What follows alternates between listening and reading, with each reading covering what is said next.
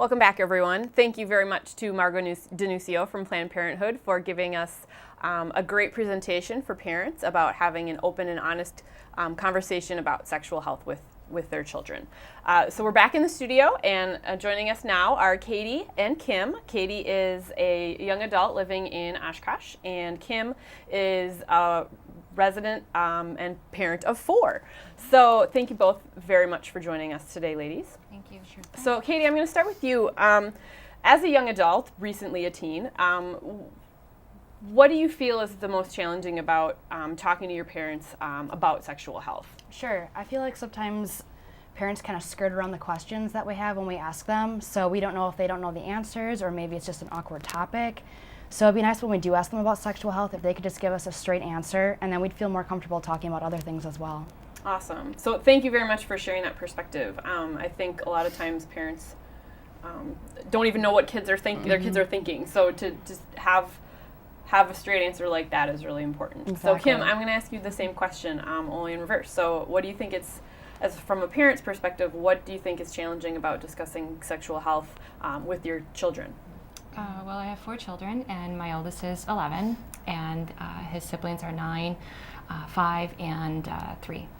And so it's time to have that talk about maturation, simply. And I'm nervous. I haven't done it yet because I feel awkward like most parents, and I'm nervous to have that talk because it means my son's getting older. Mm-hmm. I know that for the most part that what he's learned he's seen from TV and other adults and friends, and especially what he's learned from friends, that concerns me because I want him to hear that information from me, and I want him to have the correct information. And so I get very I want to have that conversation with him, but I talk myself out of it. I avoid it because, I'm nervous.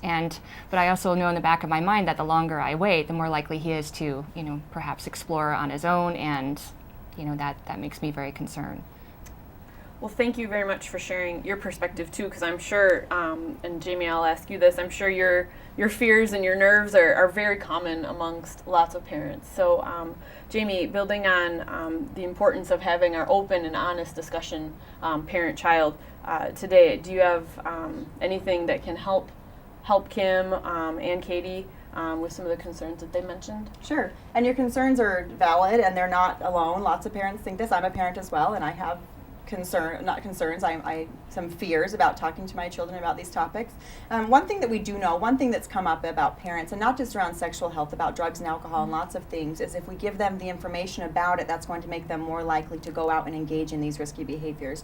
And we know through lots of research that that's not the case. If kids have the information that they need regarding sexual health, and have had this open communication from starting at birth, like we talked about before, building these relationships and communication with their parents, we know that the research has shown that they will delay their sexual initiation. When they do, they're more likely to use protection such as condoms. They're more likely to make better choices, and you can also build that relationship with them and instill your own family values in them as well, and consider them to think about their own values. And so the open communication really is important and vital in order to ultimately reduce the rates of STIs in that age group, 15 to 24-year-olds. So with our, kind of continuing on and providing some resources for young adults or teens with talking with their parents, or for parents wanting to talk to their teens and young adults, can you share with us a little bit more about how parents can learn about talking to their kids about sexual health and development, some resources that might be out there, things like that? Sure. So one thing, we post our upcoming parent education classes on the health department website, and so if anyone's interested, they can go there and see where we're hosting a class. Some classes might be parents alone, some parent-child, some role-playing classes, so we're trying to develop and offer more of those. Another area is that we have a staggered handout that we use, and you can call the health department for a copy of that. That gives resources. We have Planned Parenthood, the How to Talk to Your Children About Sexual Health. That Planned Parenthood brochure is a wonderful resource. It gives information about how to talk to them through the ages. And then we have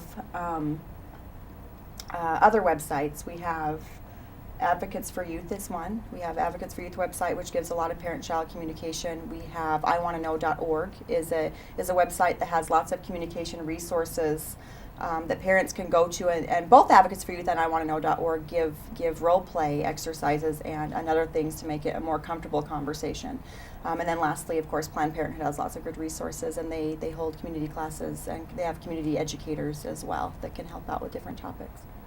So with these websites that are free and easy to peruse at your leisure in the privacy of your own home, also the health department has great resources. All of these links are up on the health department website, and it's easy to get to there from there. You're always welcome to call the health department 232-3000 for some of these resources. There's many different ways to get information. And I think the biggest thing we want to make sure is that we stress that it's okay to ask for information. It's okay to ask for help to be talking about this topic. So if we got nothing out of today, just to say it's okay to watch this show. So again, thank you very much, Katie and Kim, for both being here and sharing your perspective on being a young adult and being a parent of children, talking about sexual health and development. Well, that wraps up everything here today for reTHINK. We hope you enjoyed the show and learned a lot, and we are excited to help you go out and make positive choices in your life and in our community. Don't forget, you can always connect with reTHINK on our website, rethinkwinnebago.org. You can also find links to our Facebook and Twitter pages there, as well as our blog and our YouTube channel. Again, rethinkwinnebago.org. Until next time, let's keep creating a community that helps make healthy choices easier.